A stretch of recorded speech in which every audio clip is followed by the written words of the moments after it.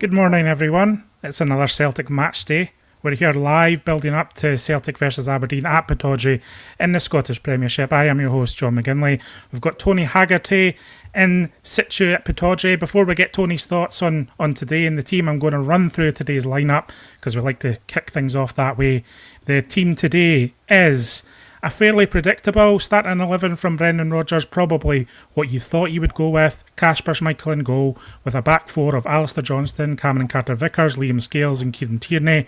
Callum McGregor captains in the middle, Rio Hatate and Benjamin Nygren ahead of him. James Forrest on the right flank, Daiza Maeda on the left flank, and Adam Ida as the team's central striker. The substitutes today are Sinisalo, Austin Trusty, Yang, Luke McCowan, Shin Yamada, Johnny Kenny, Arne Engels, Paulo Bernardo and Anthony Ralston. Tony, about the team you were expecting today? Well, it was a team you were expecting because you certainly got it bang on in your predicted 11, so big up to you for that. But yeah, I think most Celtic supporters would have gone with that.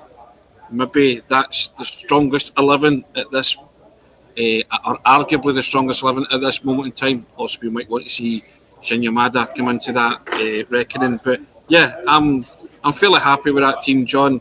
Managers kept faith in Adam Ida, so here's hoping he can open his account today. Yeah, we're some people have been asking for Shin Yamada coming into the team, kind of a bit of freshening up in attack. I think we both realise as well, I think a lot of supporters realise that Brendan Rodgers likes to go what he knows with until they kind of reach the end of their road with him. And I think, he praised Adam Ida last week. I know he didn't have the best games against St Mirren, but Brendan Rodgers is still a backer of him, and he's kind of shown faith in him again today. I mean, I wouldn't be particularly surprised if he does on the score sheet today. That's just how these things go sometimes, especially with the faith of the manager. But what's clear from Adam Ida is we definitely need something. We need more from Adam Ida if he's going to cement this place as a starter for Celtic. Yeah, the manager labelled him excellent last week, John. You and I were a bit puzzled by that. The way he chose to describe his performance. But listen, I guess the manager sees things that you and I maybe don't, and it's maybe a question I might put to him at some point after the game, providing what Adam Ida does. Because I would like, I would like to know, but I would like to know what seeing that maybe supporters, yourself and I aren't seeing an Adam Ida, but we'll see what transpires. But like you, I'm actually feeling confident for Adam Ida today, misplaced or not, but we'll see what happens. But he's got another chance, to prove himself and to score a goal and get his campaign, off the mark in the campaign. So he has to take it for me, John.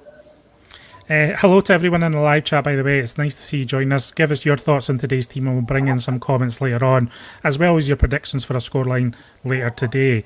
James Forrest coming back in, no-brainer, Tony, there. Yang had a pretty awful hour against St Mirren last week, and Forrest comes in having played such an instrumental role in Celtic's victory at Pittodrie in May. He's the player that can do the damage today, and I guess ultimately he's the only option that Brendan Rodgers really has to change things up on that flank. Yeah, but Forrest was excellent when he came on last week. John, Celtic get a real impetus in attack, and he was involved in a lot of positive stuff for Celtic. Hence, they got the goal as well late on against St Mirren. So I really liked Forrest's cameo last week, and I think he earned his start today. Yeah, the manager's hands forced a wee bit, but if it's a straight choice between Forrest and Yang, it is a no-brainer, John. Forrest has to start. So here's the lineup again. People are asking what the bench is. I'll just run through the bench again. It's Sinisalo, Trusty, Yang, Luke McCowan, Shin Yamada is on the bench, Johnny Kenny is on the bench, Arne Engels, Paulo Bernardo and Anthony Ralston. I know who's not on the bench, Tony, and that's Hayato Inamura. Doesn't seem to be in Brendan Rodgers' plans at the moment. No, I think Brendan Rodgers made it quite clear. He did surprise him in the pre-season friendlies, but he made it clear that he felt Inamura was probably one who would have to go out on loan. So I would wait and see what happens there, but it wouldn't surprise me if Inamura was to be shipped out on loan at some point this season or some point soon. And how are you feeling at Pittodrie there? How's the scene? This is your first away game of the season for the Celtic way. How are you feeling ahead of kick-off? Are you excited about today? Yeah, and it's a lovely day out here, John. The sun is shining in, as you can see. My face is a bit chocolate, but just me, isn't it? But yeah, and the pitch is looking absolutely brilliant. So yeah, I'm always excited to see Celtic away, John, and I'm just hoping for a much improved performance from last week. They got the job done last week. I would like them to get the job done with a wee bit of, you know, a wee bit of panache and style and flair, John, if we can get that. But bearing in mind we're playing our Scottish Cup conquerors from May, so it won't be easy, and they've had a difficult start as well, losing to Hearts at Tynecastle. So they'll want to get points on the board too. So it's an intriguing clash for me, John. Yeah, it is going to be intriguing. It's also going to be intriguing to see the way Jimmy Tillene sets up. You know, obviously he set up with a back five in that cup final. He's played a back four against Celtic on most occasions last year. I would expect Aberdeen to be trying to be on the front foot today rather than that defensive backs against the wall kind of Hampden performance that obviously worked at Hampden on that occasion. But they're needing points on the board too, as we've discussed. They've got the League Cup next week, and then they've postponed their third league game for Europe, so they need points on the board as well. It's an intriguing tie from that perspective, you know. I think Aberdeen are going to come at Celtic today, and then it's about how Celtic respond to that and play through Aberdeen ultimately and figure out how to play through them. And you look at how they started the season last campaign, John, they were flying. Aberdeen got off an absolute flyer, and everybody was talking about they were the real deal. And even when they came to Celtic Park and drew 2 each, everyone was saying they were title contenders, and it all went, pear-shaped very quickly after that. But as you say, I'm expecting Aberdeen to come out the traps here today, and I want to see how Celtic cope with that more than anything. And I expect the home side to put Celtic under real pressure. But I think Celtic have got enough quality there, John, to pick them off. There were some good passages of play last week against St Mirren, but Celtic for me didn't create enough in terms of clear-cut chances. I'm expecting better, and I'm expecting more in terms of clear opportunities today for Adam Ida, certainly, and for Ian others. Expect a wee bit more from Nygren too, Benjamin Nygren. Thought he was okay last week, but I feel, he, again, nerves play a part, isn't it? Your first competitive match for Celtic, but I think if he can be unleashed, then he can be a real danger man for Celtic today. Yeah, it was interesting. Alan Morrison's got analysis on Nygren up on the site at the moment, and kind of it chimed with how I was thinking about Nygren's debut in the sense of the sign of potential there. He's obviously got real eye-catching traits, like he's got good balance on the ball, he's got good technique, and he has an eye for a pass if he's given the space to do so. And Alan also noted that he was arriving in the box late and in space, especially in those early stages. And I think if Celtic are going to utilise Nygren in the most effective way, they're going to need to start finding him in those positions, because I think he likes arriving in the box, and he likes getting shots away, and he likes making an impact in that sense. So yeah, I'm excited to see more of Nygren today. Another test for him, a different type of game today, and let's see if he can kind of exploit Aberdeen in the way that we're hoping. Someone in the chat just asking what the Aberdeen team is today. So here's your Aberdeen team. Mitov, Jensen, Mel Dorrington, Devlin, Shinnie Nielsen, Milanovic, who's their new signing winger from Western City Wanderers, Yuchi Keskinen, and Yengi, who's a new striker as well this season, and they're hoping to get goals from him, obviously. A different type of Aberdeen. I was speaking to Aberdeen fans this week, and they're wanting more out of their transfer window too. They're wanting more. They've got Europe this season, guaranteed European football. So they've, as I keep saying, they've got optimism and ambitions this season as well. And I guess after being defeated by Hearts last week, this is the perfect opportunity for them to kick off their season. Yeah, Johnny, you make a fair point about if Aberdeen don't get any points today and Celtic win, it's a while before they play again in the league because they've postponed their match. That's a lot of frustration, isn't it? Before you get your first league points on the board. So they'll want to guard against that, obviously. But, I fully expect. I watched Yengi against Hearts, and I think he had a couple of opportunities, didn't he? One, I think, came off the post, and then there was a second half chance, which I think he should have buried. So I think he in particular will be trying to atone for that. But again, I'm, obviously the Celtic's opponents today, but I'm more concerned about Celtic, how Celtic cope, because I feel Aberdeen are going to try and get the first goal in this game, John, to have something to hold on to and take it from there.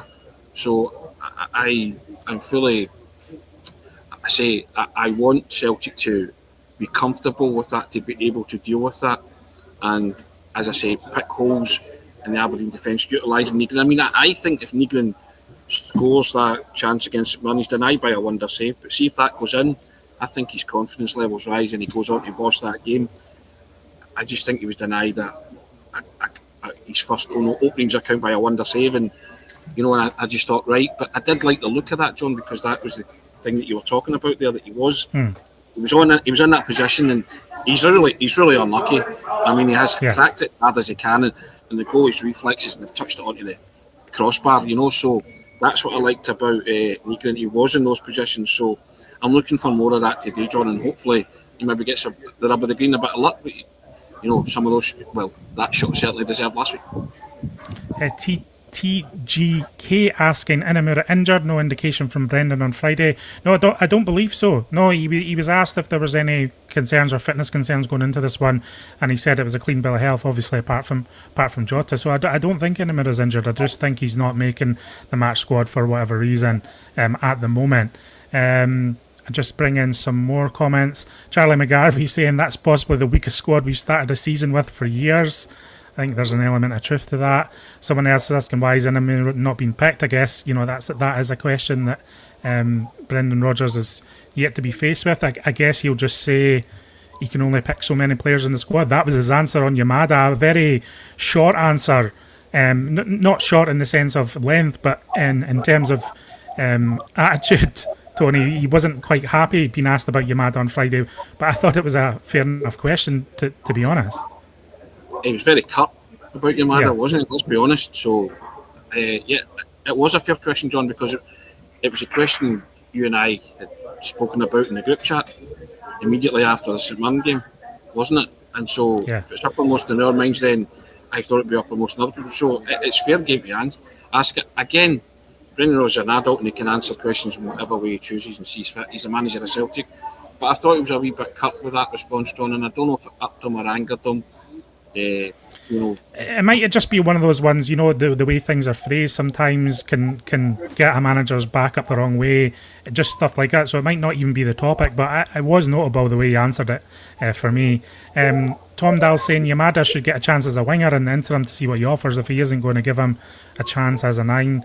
Interesting point. I mean, might be an element of that as the game progresses.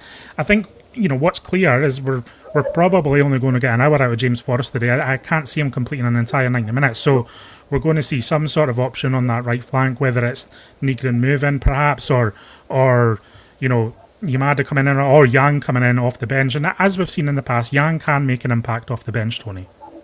He can, yeah, and he's probably been most successful being an impact player at Celtic, but I just felt last week, John, he just didn't do enough for me in any shape or form. And I would be inclined to bring on Yamada, because when Yamada came on in the Como Cup, he ran the channels a couple of times, and what struck me is his real strength. He can hold the ball and he can keep it basically and play guys in. So I quite liked that about him. He was no slouch. So I'd be inclined to bring Yamada on. I think it's like every Celtic supporter. You just want to see what he's got in a competitive stage. And if it's up to me, I would bring Yamada on, but you run the risk of annoying the manager, don't you, when you speak about him? Engels on the bench again. He really needs to up his game. Yeah, I mean, Engels not starting at the moment. Nygren is preferred to him.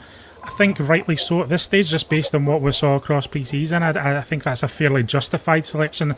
I don't have issue with the selection, but again, it just puts into focus that Engels, Bernardo, Celtic are needing them to push on the season. And look, hopefully this little bit on the bench lights a fire under Engels. I guess it's all about how you respond to moments like this, Tony. I mean, this can be something that you use for motivation to push your game on, or it could be, can go the opposite way. But right now, I think McGregor, obviously, and Rio Tati and Nygren is probably the first choice front three, and rightly so.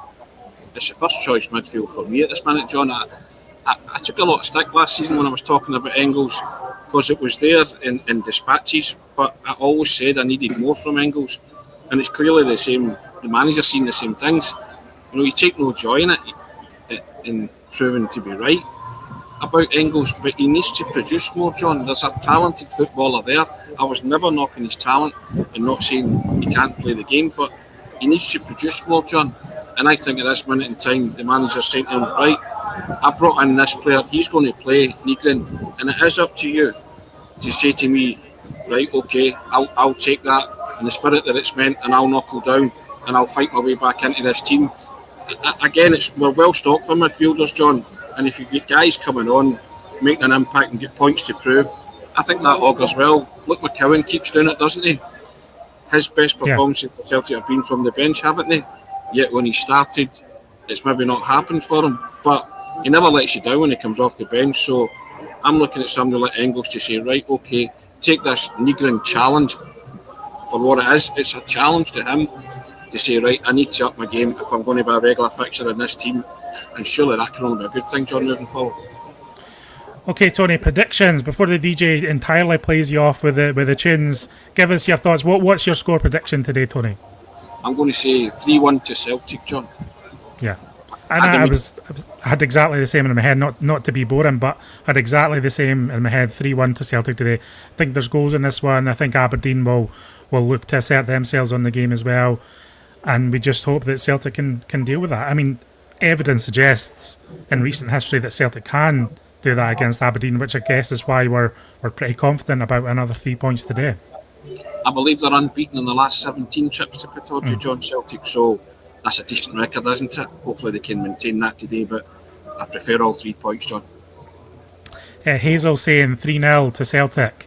Natalie McMillan saying 4-0 to Celtic. Colin Sweeney saying 2-0, I'm assuming, to Celtic. Hazel asking about the Facebook today. We have a bit of an issue with the link between our streaming software and the Facebook. We will get it sorted probably by tomorrow morning, but we are aware of the Facebook issue, so thanks for coming on to YouTube and joining us, Hazel. That's appreciated. Yeah, I guess the general feeling is hopefully a comfortable Celtic victory down the road, prepare for Falkirk on Friday night, and just kind of get through this, what could be a tricky first test in the Scottish Premiership. Yeah, it is the first test, real test, John, so see what they're made of. And also, you have that Scottish Cup final defeat fresh in your memory, don't you? If you need any extra motivation, there it is. Revenge is a dish best served cold, so they say, isn't it? Not saying Celtic are going all out for revenge today, but there is that subplot, isn't there? I think there is, and I think that's also like a wider talking point amongst like the more neutral press, etc. They're all waiting to see what the reaction to that final is and the dynamic between the two teams.